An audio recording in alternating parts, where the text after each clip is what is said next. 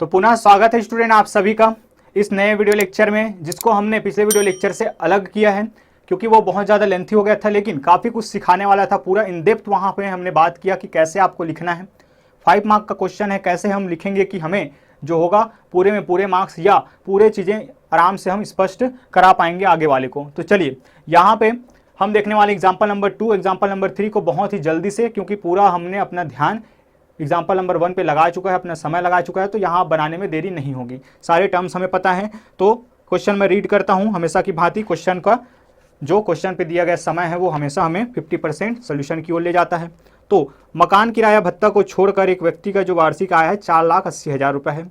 36,000 रुपये सामान्य भविष्य निधि में जमा करता है, 18,000 रुपये जीवन बीमा प्रीमियम और 20,000 रुपये राष्ट्रीय बचत पत्र योजना में जमा किया है। जमा की राशि हो गई एक्स सेक्शन। दूसरा, वार्षिक देय आयकर पर 3% शिक्षा उपकर लगेगा। देखिए चालाकी क्वेश्चन का, यहाँ पे दिया है शिक्षा उपकर के बारे में। कोई बच्चा अगर केवल डेटा पढ़ता है, जो दिया गए आंकड़े हैं वो, और शिक्षा उपकर के बारे में नहीं पढ़ता तो शिक्षा उपकर निकालेगा ही नहीं। तो यहीं पे हो सकती है गलती। तो इसके बाद 3% शिक्षा उपकर, फिर 1,500 रुपये प्रति माह आयकर। वो क्या करता है, 10 माह तक जमा करता है, धीरे धीरे करके जमा कर रहा है, एक साथ ना देकर। तो शेष आयकर की राशि बताइए। आयकर की गणना करने से पहले जो बचत की राशियां हैं उसमें अधिकतम राशि जो है 1,00,000 रुपये है, जिस पर आपको छूट मिलेगी। आयकर की दर इस प्रकार है। तो सबसे पहले बात कर लेते हैं जो जो चीज़ें हमें छूट के लिए दी गए हैं उस पर, कि सकल आय है इसका, जिसको मैंने बताया ग्रॉस इनकम, कुल आय, वार्षिक आय, जो चाहें आप लिख सकते हैं। वो कितना है, 4,28,000 रुपये। 4,00,000 ये पिछला क्वेश्चन है, 4,80,000 रुपये। 4,80,000 रुपये। तो यहाँ पे आ जाएगा 4,80,000 रुपये उसका टोटल इनकम है। चलिए बचत की राशियों सेक्शन वाइज बात करते हैं। जैसा कि आपको पता होगा पिछले वीडियो लेक्चर में हमने पूरा इसके बारे में बात किया कि मैं सेक्शन वाइज आपको बनवाऊंगा, जिससे आपको हर एक चीज़ बिल्कुल क्लियर रहेगा। तो बचत की राशियाँ पहले निकाल लेते हैं। तो सामान्य भविष्य निधि में क्या करता है, 36,000 रुपये जमा करता है, साल भर में जमा करता है। एक बार में लिखा जाएगा 36,000 रुपये, GPF के नाम से जिसको जानते हैं, जनरल प्रोविडेंट फंड। जीवन बीमा पॉलिसी अर्थात LIC में 18,000 रुपये प्रीमियम मतलब कि साल भर में जमा करेगा। फिर आपका राष्ट्रीय बचत पत्र में जो है वो जमा करता है 20,000 रुपये। तो 20,000 रुपये पूरा साल भर का, तो साल भर का दिया गया डेटा है। इस प्रकार से कुल बचत की राशि कितना हो जाएगा, कुल बचत की राशि हो जाएगा आपका, ये हो जाएगा आपका 38 और 6 34 और 44 और 30 हो जाएगा स्टूडेंट आपका 74,000, 74,000 रुपये क्या हो जाएगा बचत की राशि। ये रहा स्टूडेंट दूसरा पैटर्न जिस पर हमने बात किया था। तीनों एग्जाम्पल 3 नए पैटर्न सिखाएंगे। सो एक भी एग्जाम्पल आपको नहीं छोड़ना है, एक भी एग्जाम्पल आपको नहीं छोड़ना है। तीनों से कुछ ना कुछ सीख के ही जाना है और सिखा के रहूँगा आपको मैं। चलिए तो ये नया पैटर्न जिस पर आपका छूट की अधिकतम राशि कितना है, 1,00,000 रुपये, लेकिन छूट योग्य राशि कितना बन रहा है आपका बचत के 74। तो सवाल आया था कि क्या हम अभी भी 1,00,000 रुपये को घटाएंगे, नहीं। तो अब कितना को घटाएंगे, 74,000 रुपये को घटाएंगे कर योग्य राशि निकालने के लिए। इसलिए चूंकि धारा C के तहत आयकर में जो छूट की राशि है वो कितना है, अधिकतम 1,00,000 रुपये। स्टूडेंट मैंने बताया कि आने वाले तीनों एग्जाम्पल में हम क्या करेंगे, A1 2 3 में इसको मेंशन करेंगे, फिर आगे ये क्या हो जाएगा, अंडरग्राउंड चला जाएगा, हम समझ जाएंगे चीज़ों को। तो अधिकतम कितना है, 1,00,000 रुपये। तो 1,00,000 रुपये है, 74,000 रुपये आपका छूट की राशि बन रहा है। इसका मतलब इस 4,80,000 से हम किसको माइनस कर देंगे, 74,000 रुपये को कर योग्य राशि निकालने के लिए, जिस पर आयकर की गणना की जाएगी वो कहलाता है कर योग्य राशि। तो ये हो जाएगा 4,80,000 रुपये माइनस 74,000 रुपये। तो ये हो जाएगा आपका स्टूडेंट 4,06,000 रुपये। 4,06,000 रुपये आपका क्या हो जाएगा, कर योग्य राशि हो जाएगा। कब, जब बचत की राशियों को घटाया जाता है। क्या कुछ दान करता है ये, क्या कुछ दान करता है, बिल्कुल दान नहीं करता। मतलब कि हाँ, दान की राशियों के बारे में कोई जिक्र नहीं है, मतलब कि आपका 50% लगेगा ही नहीं दान वाला, धारा 80G लागू नहीं होगा। तो सीधा क्या करना है, इसके बाद 1 2 3 थर्ड नंबर पे आयकर की गणना करना है आपको। तो तीसरे नंबर पे हम चलते हैं सीधा सीधा आयकर की गणना की तरफ। आयकर की गणना, आयकर की गणना। तो यहाँ से टैक्स स्लैब की सब तरफ चलते हैं। टैक्स स्लैब क्या होता है, कैसे होता है, सब कुछ हमने सीख लिया है वीडियो लेक्चर नंबर 1 में। 30 मिनट का पूरा वीडियो लेक्चर आपको हर एक चीज़ सिखा देगा, टैक्सेशन से रिलेटेड आपके क्वेश्चन बनाने के लायक पूरा। तो 2,00,000 रुपये तक कोई आयकर नहीं लगेगा यहाँ। 2,00,000 रुपये तक कोई आयकर नहीं, कोई आयकर का नहीं मतलब 0% आयकर। चाहे कुछ भी हो स्टूडेंट, 0% हो 10% हो, आपको लेके चलना है पैसे के रूप में। ठीक है, अगर ऐसे लेके चलेंगे तो बिल्कुल आसानी से समझेंगे। 2 लाख पर कोई कर नहीं, मतलब 2 लाख पर कोई कर नहीं मतलब 0 रुपया, तो 0 रुपया रुपया है मान के चलिए, अभी है नहीं क्योंकि मैंने ही बताया 0 रुपया होता नहीं है, लेकिन ये मान के चलिए कि 0 रुपया है ना, कुछ है 0 रुपया। अब 2 लाख से अगर ऊपर जाता है तो 2 लाख से 5 लाख, 2 लाख से 5 लाख के बीच जो राशि आपको प्राप्त होगी, तो 2 लाख से 5 लाख के बीच क्या होगा, 2 लाख से ऊपर और 5 लाख से नीचे, ये जो राशि होगी बीच की राशि, उस पर कितना परसेंट लगाने की बात कह रहे हैं, 10%। तो हमारे पास जो प्राप्त राशि वो कितना है, 4,06,000। सबसे पहले 2 लाख उसको घटाएंगे, 2 लाख उसमें से घटाएंगे, जिस पर कितना लगने वाला है, 0% लगने वाला है।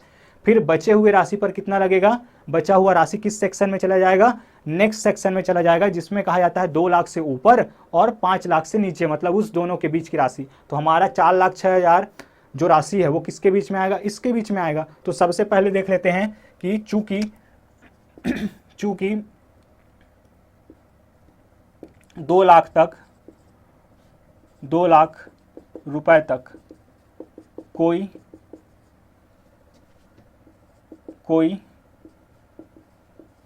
आयकर नहीं है, कोई आयकर नहीं है, या जैसे भी अपने शब्दों में लिख ले, इसीलिए जो देय आयकर होगा, इसीलिए जो देय आयकर होगा, देय आयकर होगा स्टूडेंट, वो कितना हो जाएगा, 2 लाख से अगर घटा देंगे तो बचत जितना भी बचेगा हमारा उस पर लगेगा। ठीक है, तो 2 लाख को अगर घटा देंगे तो कितना आ जाएगा, यहाँ पे 2,06,000 रुपये आ जाएगा। या दूसरा चीज़ है कि आप इसको यहाँ मेंशन ना कर दिए, 0% लगा दीजिए। क्या कर दिए, 0% लगा दीजिए। क्या कह रहे हो सर, थोड़ा बताओ। ठीक है, आप क्या करिए, यहाँ पे 0% लगा दीजिए। पहले में कह रहा है क्या, 2 लाख तक कोई कर नहीं, इसका मतलब है कि जो 2 लाख रुपये स्टूडेंट यहाँ से जो 2 लाख रुपये बचेगा आपका, क्या 2 लाख, क्या इसका कोई निम्न सीमा है, 2 लाख माइनस 0 गुणा 0%। ठीक है, अब 2 लाख पर तो आपने लगा लिया, 2 लाख से जो बचा हुआ राशि मिलेगा, 2 लाख से जो बचा हुआ राशि है उस पर 2 लाख से ऊपर गया और 5 लाख से नीचे, तो ये रहा 2 लाख से ऊपर कितना, 4,06,000। तो इस 4,06,000 में से, 4,06,000 में से जो 2 लाख हमने पहले ही गणना कर चुके हैं 0%, उसको क्या कर देंगे, घटा देंगे। तो इस पर जो लगने वाला कर होगा वो क्या होगा, इसका 10% होगा। तो यहाँ से जब कर मैं निकालूंगा तो बड़े ही आसानी से इसका तो 0 के साथ गुना, तो क्या हो जाएगा, 0 धन, यहाँ कितना आ जाएगा, 2,06,000 रुपये आ जाएगा स्टूडेंट, जिस पर आपको 10% का क्या करना है, कर का भुगतान करना है। तो यहाँ से ये हो जाएगा इस तरीके से 20,600 रुपया, 20,600 रुपये क्या हो जाएगा स्टूडेंट, आपका कर योग्य राशि बनता है, देय आयकर बनता है, सॉरी देय आयकर। सारे टर्म्स बहुत मायने रखते हैं, कर योग्य राशि अलग चीज़ है, देय आयकर अलग चीज़ है, कुल देय आयकर अलग चीज़ है, कुल बचत की राशि अलग है, दान के लिए बचत की राशि या कर योग्य राशि वहाँ पे अलग है। तो 2-3 चीज़ें हैं, 4-5 चीज़ें हैं, उसको हमने पिछले लेक्चर में कंप्लीट कर चुका है। तो अब आगे की कहानी और कुछ है क्या, नहीं है। अब कहता है कि वो जो है 1,500 रुपया प्रति माह जाके क्या कर लेता है, जमा कर लेता है, और 3% यहाँ पे अभी शिक्षा उपकर बाकी है। और शिक्षा उपकर किस पर लगता है हमेशा, शिक्षा उपकर लगता है हमेशा देय आयकर पर। तो चौथा सेक्शन हमें बनाना है स्टूडेंट, चौथा सेक्शन शिक्षा उपकर। तो ये हो जाएगा आपका देय आयकर का 3%, अर्थात 20,600 का 3%। तो यहाँ से कितना हो जाएगा, ये हो जाएगा आपका 6×18 का 8, हासिल गया 1, 3 शून्य 0, 3 दूनी 6, 618 रुपये। अतः कुल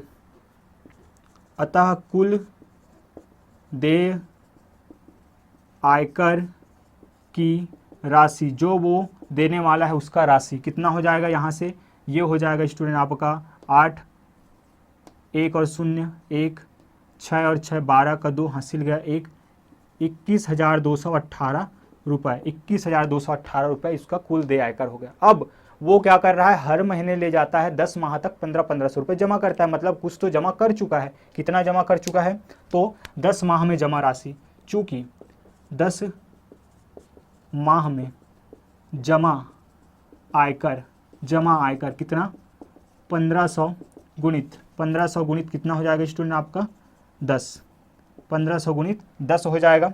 कुछ मिस्टेक यहाँ पे हो रही है क्या, कुछ मिस्टेक हो रहा है, थोड़ा एक बार चेक कर लेते हैं हम ज़रा। 1500 रुपये 10 माह तक, ठीक है 15,000 मैंने लिखा है इसलिए है गड़बड़। तो 1500 रुपये 10 माह तक, इस तरीके से 10 माह में कुल जमा राशि कितना 15,000 रुपये हो जाएगा, कुल जमा राशि 15,000 रुपये। अतः शेष देय आयकर कितना हो जाएगा, कुल देना था उसको 21,218 रुपये, 15,000 तो पहले ही धीरे धीरे लेके जाके जमा कर चुका है, तो जो बचत की राशि मिलेगी आपको कितना मिल जाएगा 6,218 रुपये, 6,218 रुपये जो होगा वो अंत में देगी। तो 6,218 रुपये, बिल्कुल इस तरीके से हमने ये पूरा कैलकुलेशन कर लिया है। आई होप आप लोगों को यहाँ बहुत अच्छा लगा होगा, बहुत ही आराम से लगा होगा, क्योंकि आपने पिछले वीडियो लेक्चर पे अपना समय दिया है। सो बढ़ते हैं आगे स्टूडेंट और देखते हैं हम इसके नेक्स्ट क्वेश्चन पे, और इसी के साथ इस वीडियो लेक्चर को हम करेंगे कंप्लीट।